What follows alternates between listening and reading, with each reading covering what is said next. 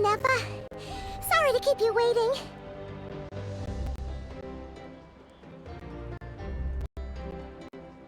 That is perfectly all right. My data indicates clear skies in the coming days. But are we really gonna set off without telling anyone again? Funny you mention it. You'll never guess who Paimon saw on the way over. Hey! You didn't seriously think we'd let you leave without a farewell party, did you? No chance. Yeah, come on, Traveler. We've already made all the preparations. And most importantly, how dare you try and slip away without first paying your respects to the almighty Dragon Lord! A little bird told us you'd soon be leaving for Nod Krai. So, we asked Paimon to give us a heads up before the date of your departure. You sure it's not time to think about changing that little habit of ours? Don't worry, we won't keep you long. Besides, everyone's there already. Shaska, Ian-san, Auroron, even the Pyro Archon herself. You're invited too, Inepa. Shilonen has a special gift for you. Accompaniment request accepted. Shilonen demonstrates excellent massage technique. My impression of her is exceedingly positive. Wait, so robots like massages too? Or is it just that Shilonen really knows how you're wired? Alright, enough with the chit-chat. Let's head to the venue. Woohoo! Party time!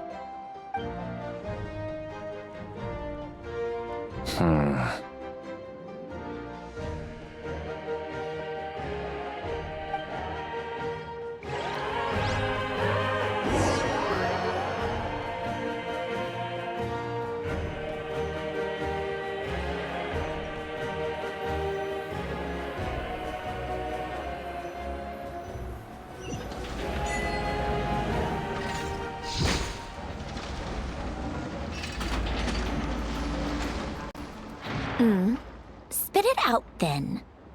They've set off. Just as my calculations projected. About time I met this variable in person.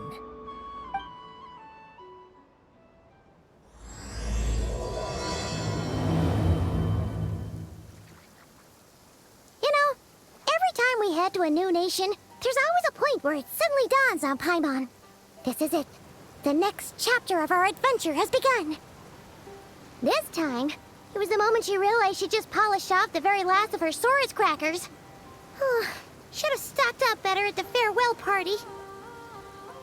In other words, Paimon has marked the geographic coordinates from 2 minutes and 40 seconds ago as the boundary between Natlan and Nod Krai. This deviates somewhat from the official coordinates stored in my database.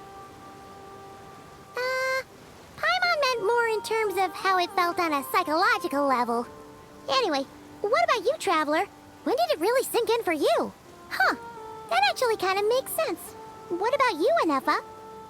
Come to think of it, maybe we should be asking the other way around. So, when you came over to Natlan, what was the moment you felt like you'd left Nod Krai?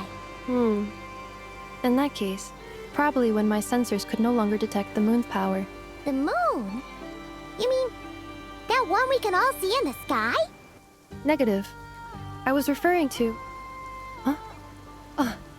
Here we are. Paimon, Traveler, we have arrived in Nod Krai. Oh, wow!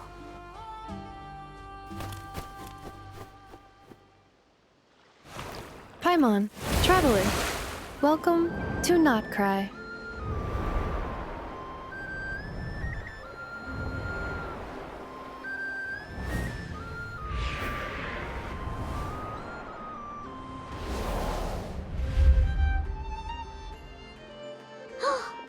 That must be Nasha Town up ahead! That's the place you were telling us about on the way over, right?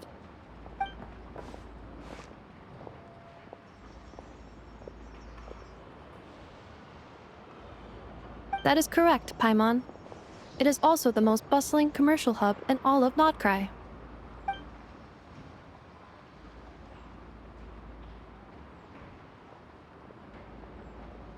Oh, sounds like the perfect place to start trying out all the local specialties.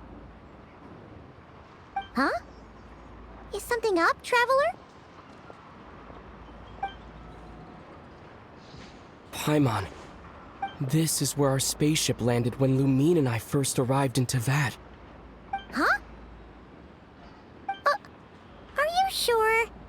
But how come you've never mentioned that before? Seems pretty important to Paimon. Oh, well, because those memories are really hazy. All I remember is Lumine waking me up and us leaving the ship. But just now, setting foot on this land, I felt something. The kind of power I sensed in those moments. Are you referring to Kuvaki? Kuva, what now? The locals refer to it as Kuvaki. It is a unique elemental force found only in Nod Krai, or rather, a pure, primordial form of elemental energy. That is correct. Another similar concept I have found in my database is the primordial sea. Legend has it that long, long ago, the moon that shines in the sky above us once rose from the land of Nod Krai. Modern geological surveys and meteorite studies conducted in the region have since supported this claim. So, when you mentioned being able to detect the moon's power earlier, you were referring to Kuvaki?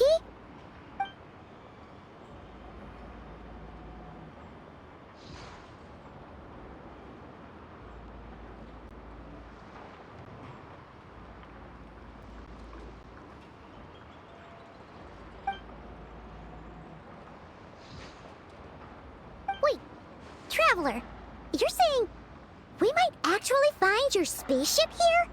Do you still remember where it landed? Nod Krai is surrounded by the ocean. In other words, it could have been anywhere along its coastline. Negative. Description still lacks sufficient detail to pinpoint target location. Hey, it's okay if you can't remember everything right away. After all, it's been a really long time. Let's just do what we've always done and keep searching as we explore. Besides, what have you got to fear with your sidekick Paimon still here? I'd be more than happy to help you out as well. Our pleasure. Anyway, just knowing that your spaceship's here in Nod Krai surely counts as a big step forward, huh? Like we've crossed another boundary? Paimon couldn't have put it better herself. You sure are a quick learner, Inefa.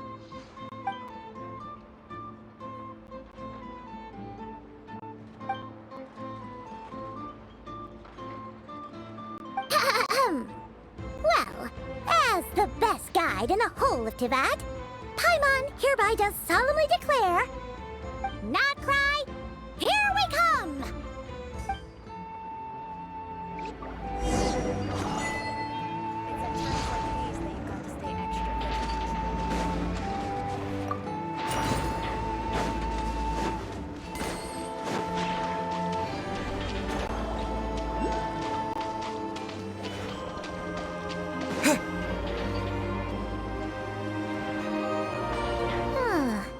It just occurred to Paimon, if we were looking to put out a missing spaceship commission, or to learn more about Nod Krai, wouldn't it make sense to drop by the Adventurers Guild?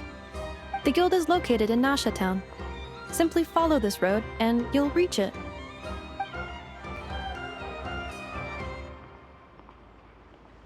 Huh?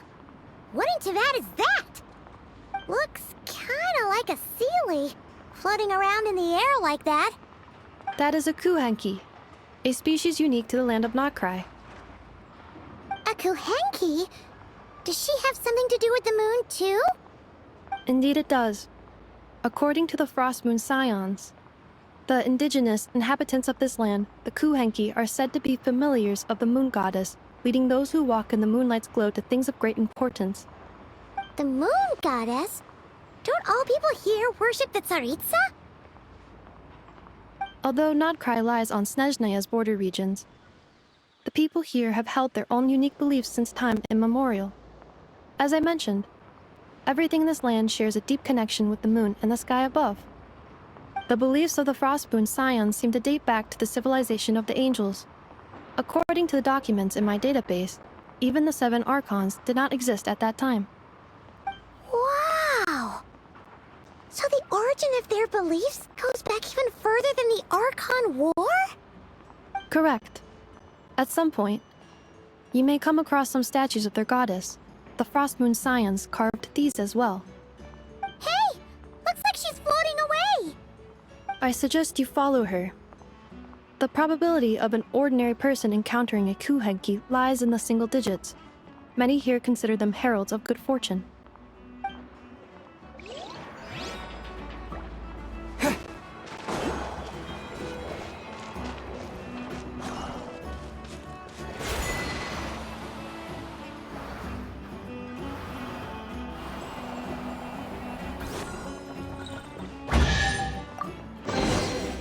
A reward on the road. Is this a travel guide? Huh. It actually led us to something useful.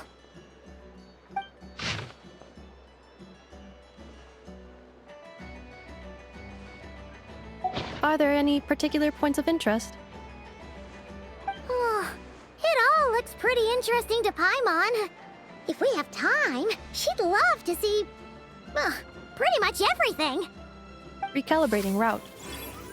If we keep following the current path, we will arrive at an area of scenic beauty. From there, we will be able to identify both the Adventurers Guild and several must-visit specialty stores. Yikes! Why is Paimon suddenly getting the feeling that if she doesn't step it up soon, enough is gonna put her out of a job?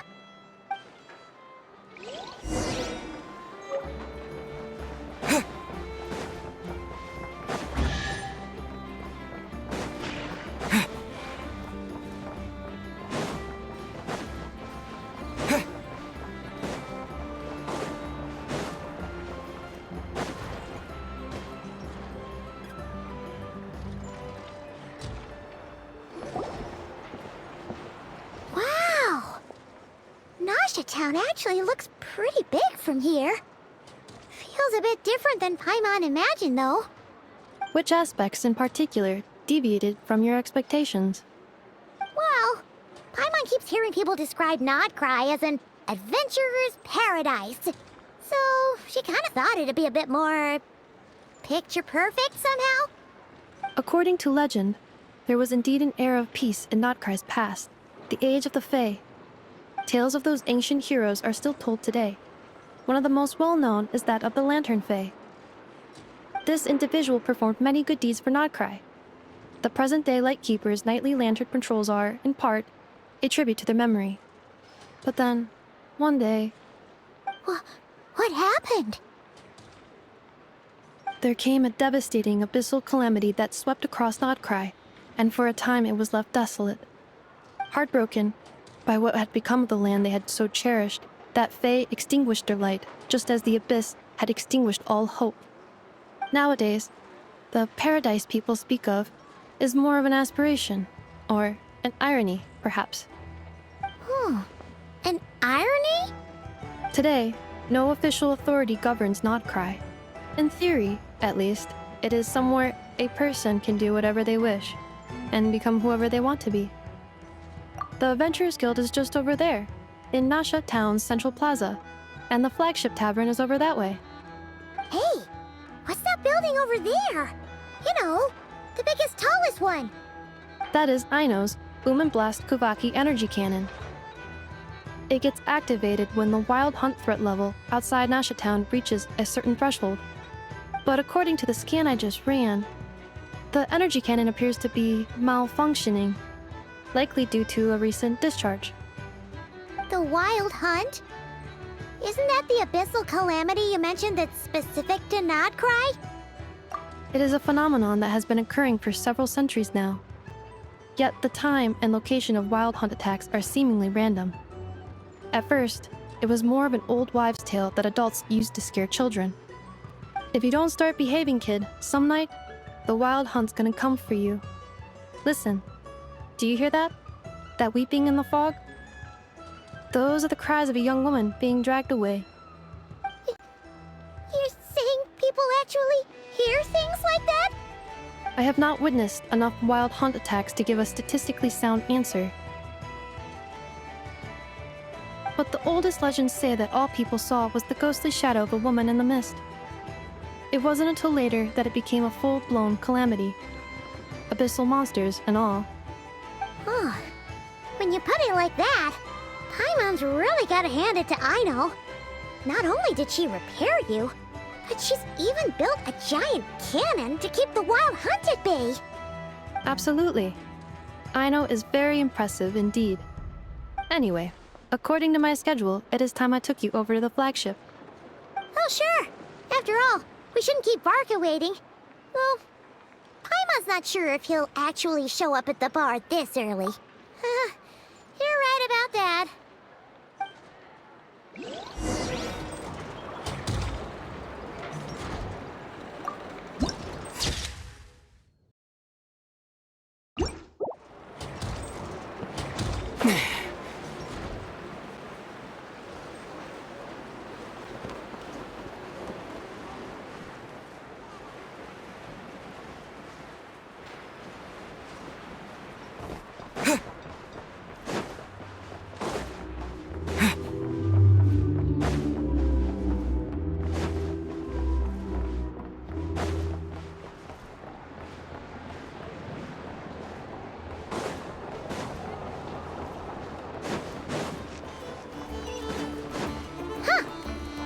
Adventurers Guild?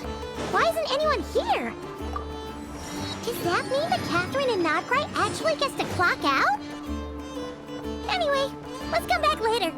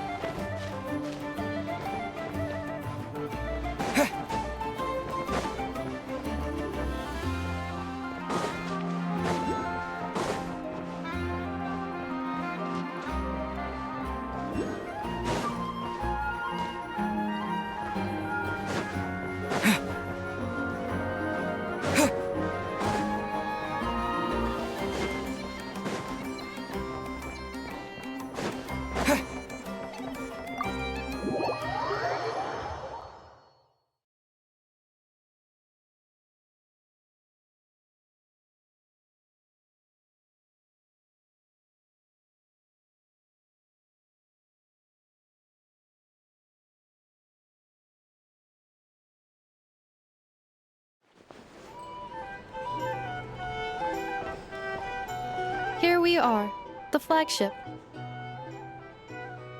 Varka told us to meet him here in his letter, right? Let's see. Varka? Varka! No matches, I identified. Huh. So he isn't here after all.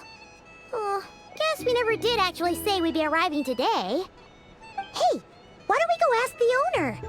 If what they say is true, Varka's drinking prowess must have left quite the impression.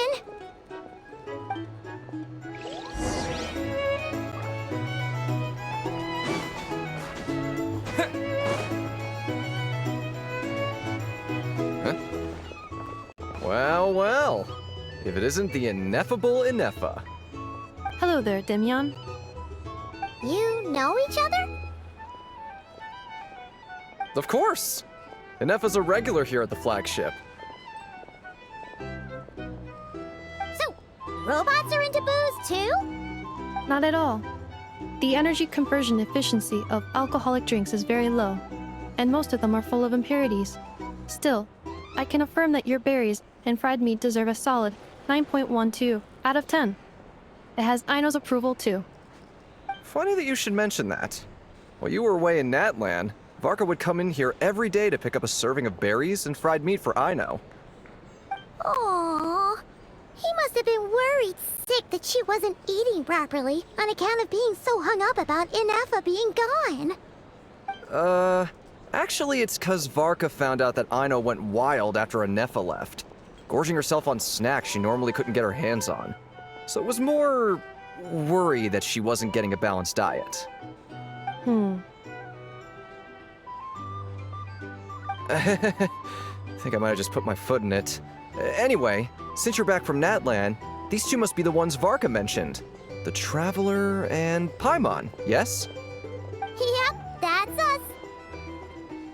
So, from the sounds of it, you must be a close friend of Varka's too. Varka? Goes without saying. After all, he's the only one around here who's ever managed to stay standing after 10 rounds of the roulette special. Paimon can't believe he's made such a name for himself. Though, guess it's hardly surprising how. Right now?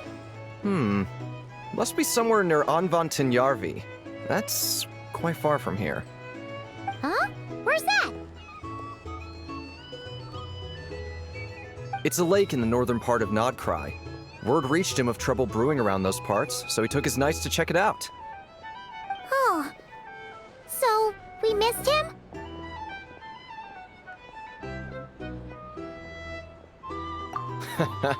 Varka knew you'd say that. So he specifically told me to make sure you stayed here and enjoyed yourselves. He sends his assurances that everything's under control. Well, if he's that confident, guess our only option is to accept. Anyway, it's not like there's any special cause for concern. He is the Grand Master, after all. Exactly. Plus, not only has he booked you into our finest room, he's paid for it in advance, too. Whoa! That's so generous of him! We might not have met yet, but Paimon's got a feeling that we'll get along with Varka like a house on fire. Oh, and by the way, he also asked me to serve up a portion of berries and fried meat for Anefa. That was prepaid as well. Thank you. No, thank you. I'm the one who should be grateful for your business. Traveler, Paimon, why don't you go ahead and drop off your luggage? I can use this time to go pick up some components that Aino asked me to bring back. Sure thing. Besides, now that we've got ourselves a map, once we're done unpacking, we might as well go for a stroll ourselves. Why don't we meet up again later? Oh. So you no longer require navigational assistance? No worries, we should be fine. We've got a rough idea of our way around town, so Paimon's reasonably confident we shouldn't get too lost.